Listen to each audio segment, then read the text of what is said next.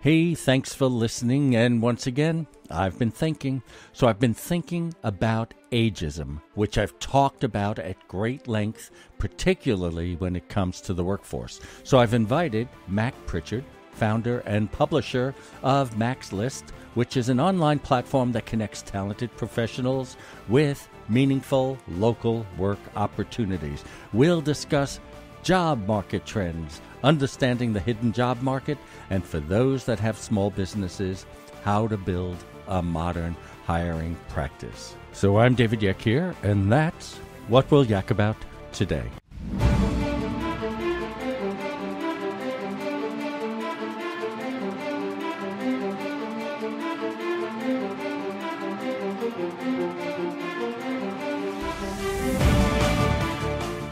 What's up, everybody? David Yakir here for Yak About Today, hoping you are better, healthier, and more informed than any generation that came before. So if the years 46 to 64 mean something to you, then this is the place you want to be. Now put your headphones on, go for a run, and listen to what we yak about today. And we are back. I'm David Yakir. You're listening to Yak About Today. And as I promised you at the beginning of the show, I've got Mac Prichard here. He's the founder of Mac's List, and it's a platform that connects very talented people with local work opportunities. Thanks for coming on, Mac. Well, thank you for having me on the show, David. So I want to start this slightly different because I think I explained to you offline that the audience we have and the show is really dedicated to sort of a 55-plus audience, and we call them the wiser and more mature. So let me give you the setting, and then you can jump in. So based on the things that we understand about this, what some people call the baby boomer generation, is that generation controls almost $2 trillion worth of wealth. What people don't realize is that many of them have to stay in the job market. One, because they really never earned as much money throughout the course of their lives to save enough to retire. Or two, they did well, but they had children, and there were colleges, lots of colleges. And then at a certain point, there were the parents and the children coming back. And there's a need to sort of work, to keep any kind of lifestyle going. The reason I bring it up is because you really connect talented people to the market, And so I'm just curious, what is your findings about how the market are looking at, this generation? Are they still viable, to go back into the system? Do they have to become more entrepreneurial? What are you seeing? Well, the good news is there is opportunity for older workers out there in the workforce, but there are barriers and there are misconceptions about older workers. And the challenge for people like us, and full disclosure, David, I turn 60 next month. When we're out there looking for work, we have to address these misconceptions that hiring managers may have about us as older workers. We can talk about some of those misconceptions, but the chances are the employers, when you meet with them, will never say these things out loud, in large part because it's illegal to discriminate in hiring because of age. But the fact remains that there are stereotypes about older workers. And if you want to be successful, both in staying in the workforce as you get older and getting your next job, you've got to acknowledge that these barriers exist and you have to have a plan to address them. So what are you finding the top barriers are?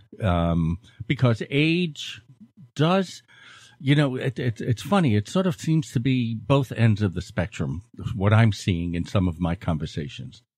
There's on one side an extraordinary amount of knowledge, maturity based on all these years of being in the workforce. And then there's the negative parts of age where sometimes there's not the ability to learn or to change, right? There's physical factors that come into play in the wiser and more mature years. So what would you say some of the barriers are? And I think what what we do about the barriers. And by the way, there is the other side too. How do we use all this experience and knowledge, in a way that would benefit, the organizations?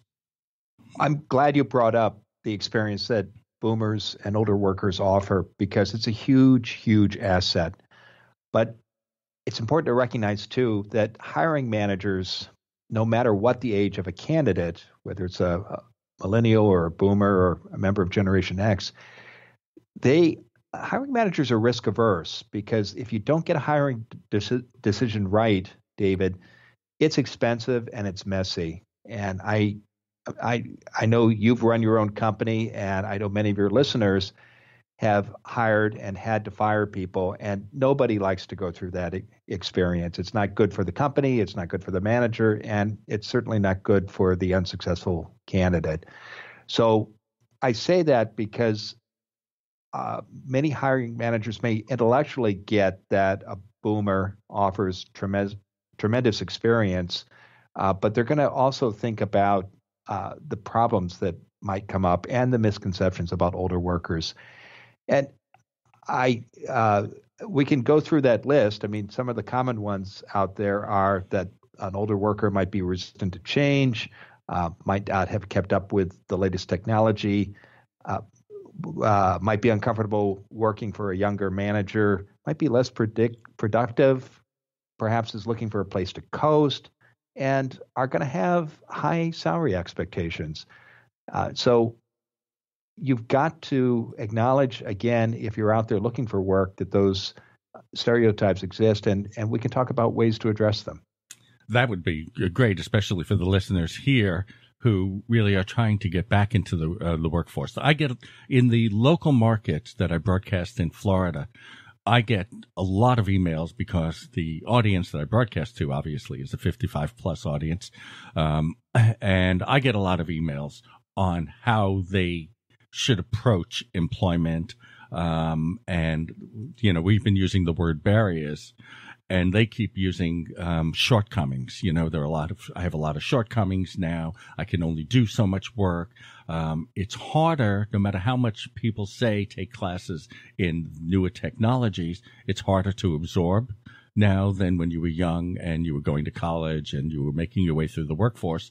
So they really are petrified about being able to go in. In fact, some people, and this is not a bad thing, there are some people that made their way in organizations, right, to very senior levels who still have to work for whatever the reasons are, right? And they're saying it's easier for me to go into a Home Depot and work there, or, go into a Walmart, who hires a lot of wiser and more mature people, because everything is set up for that age group. Am I making sense there?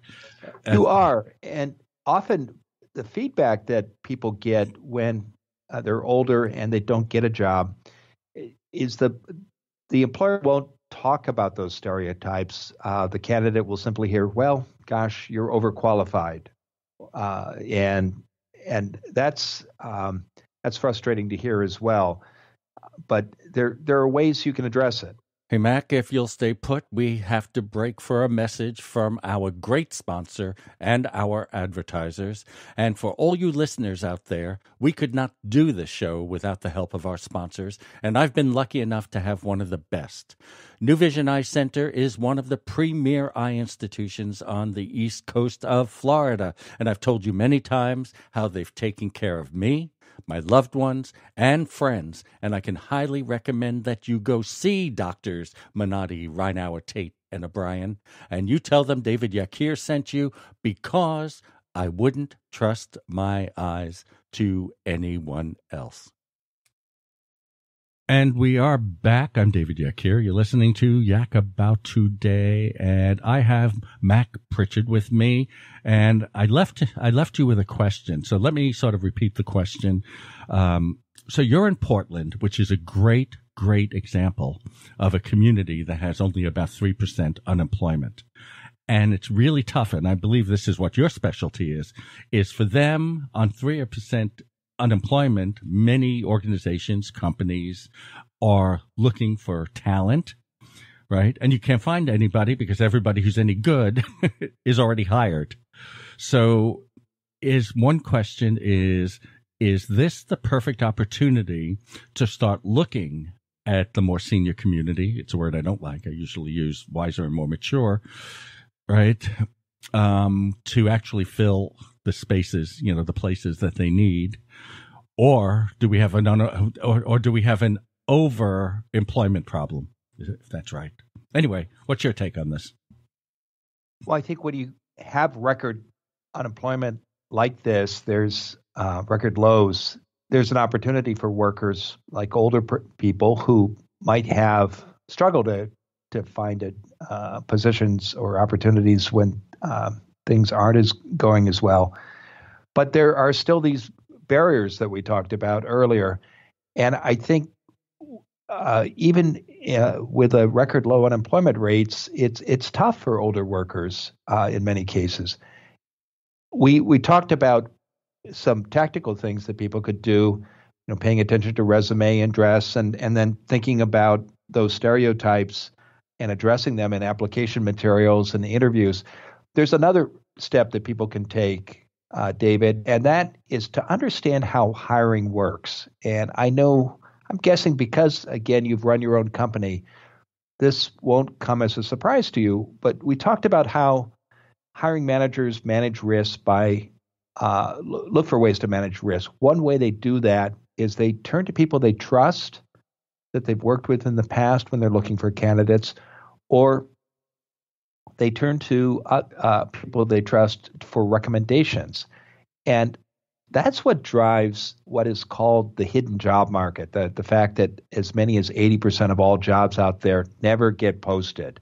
And there's no conspiracy here. Again, it's about employers trying to manage risk, and it's about human nature, about people turning to those that they trust. So I think for any candidate, but no matter what your age, but particularly for older workers, you've got to understand how the hiring system works, and you've got to make that system work for you.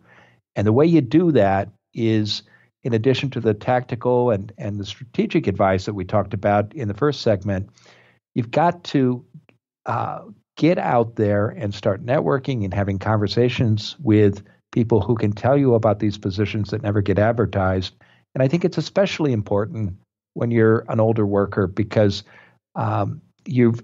if you have a connection to an employer, you're going to have a lot more success than if you're coming in through the front door, say by applying to a posting on a website.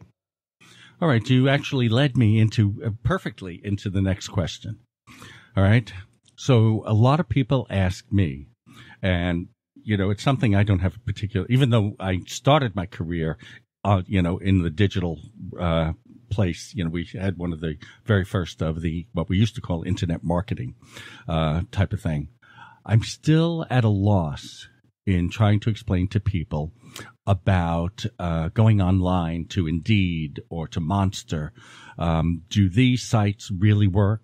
Would they be helpful for the wiser and more mature set?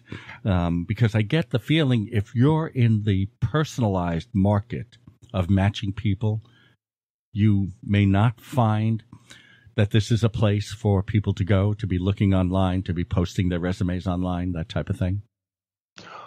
Well, I run a company here in the Pacific Northwest. It's called Mac's List, and we do give advice through articles, podcasts, books, and other media to job seekers about how to get good at job hunting as a skill. But David, we also operate a regional job board. So we're not Monster, we're not Indeed, but we do publish listings for employers in Oregon and Washington. And we're proud of the value those listings offer both employers and job seekers. So I would say, yeah, there's value in going to websites like Indeed or Monster. And I'm certain there are local job boards in any community like ours.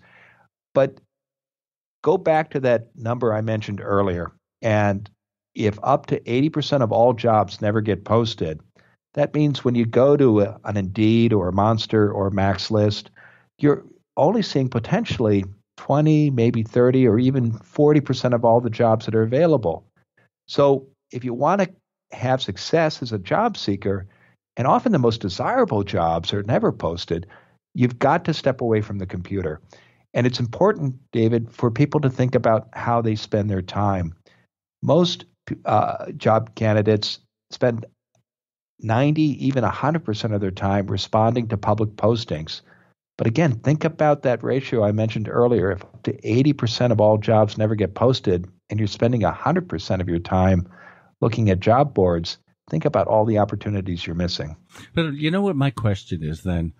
So, I mean, not everybody has a connection who has a connection to a job placement. And what I have found during my early days, I was called by an executive recruiter or somebody from a headhunting agency, which is what we used to call them in the old days. And, you would meet with somebody and they would interview you and they would sit there and try to cross match you with somebody.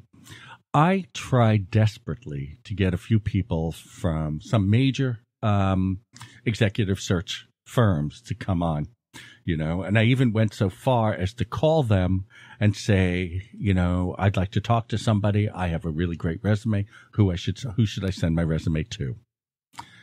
And the responses I got: go onto our website, put your resume in, write us a cover letter, and we'll get back to you if there's anything for you.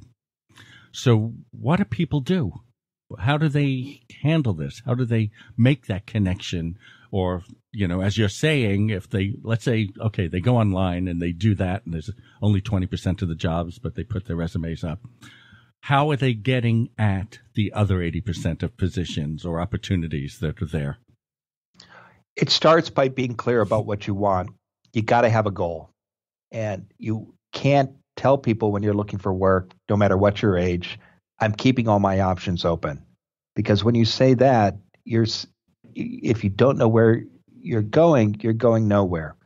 So I find, David, when I speak with job seekers, if I press them, even and after they've told me I'm keeping my options open or I'm open to anything, I'll say, no, really, just tell me what's your top goal, or what are the top 3 things that excite you the most?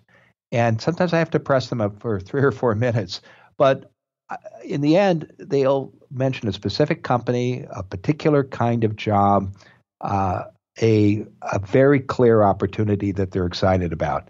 So my advice to somebody is, don't say I'm keeping my options open. Start telling people what you want, and when you do that, you'll start hearing about opportunities at that company or in that field or in that occupation.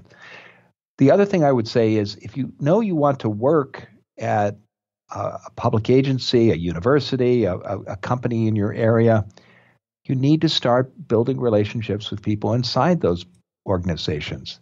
And it's never been easier to find them, thanks to LinkedIn, online alumni databases, and other online resources. You can find people who you either know who work in the company where you might want to work, or you can find people who know them and you can get introductions. The bottom line here is you've got to get good at job hunting as a skill. And the old way of doing it, and again, I know you and I are of the same vintage of, say, responding to newspaper advertisements 20, 30 years ago, and now looking only at job boards, that's just not going to cut it, because so many jobs are simply not advertised. But you can uncover these hidden jobs and make yourself a candidate for them if you get good at job hunting as a skill. All right, Mac, we got to leave it there. Hey, I just want to tell the audience out there how they can get in touch with Mac Prichard. So, Mac, give us the info. Tell them how they can get more information. What are the URLs? How do they contact you, et cetera, et cetera? They can visit our website, David, maxlist.org. We have a special section there with practical advice for older workers who are looking for jobs. And we have a free guide with job hunting tips for older workers. They can find it by visiting maxlist.org/yak about it. All right. Again, Mac, thanks so much. And I hope we get a chance to have you on again.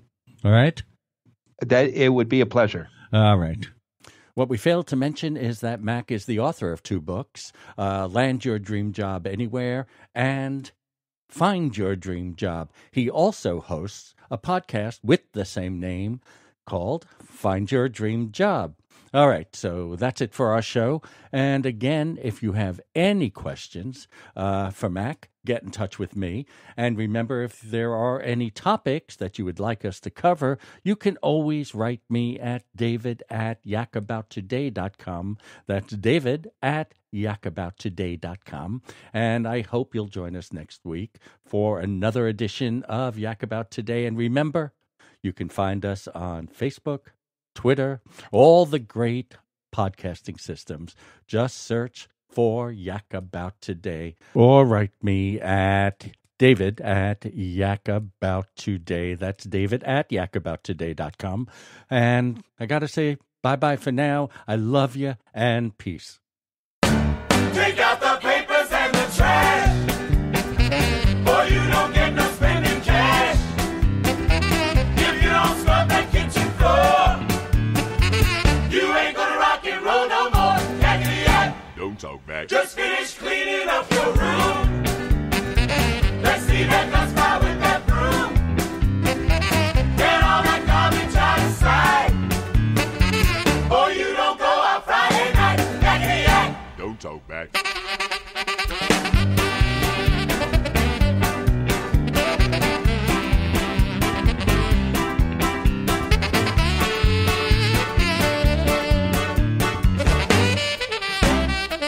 Don't you give me no dirty looks. Your father simply knows the cooks. Tell all your hula friends outside, you ain't got time to take a ride. Yakety yak. Don't talk back. Just a reminder that Yak About Today is part of the Podgeist Network, so check us out at thepodgeist.com. That's the PODGEIST.com.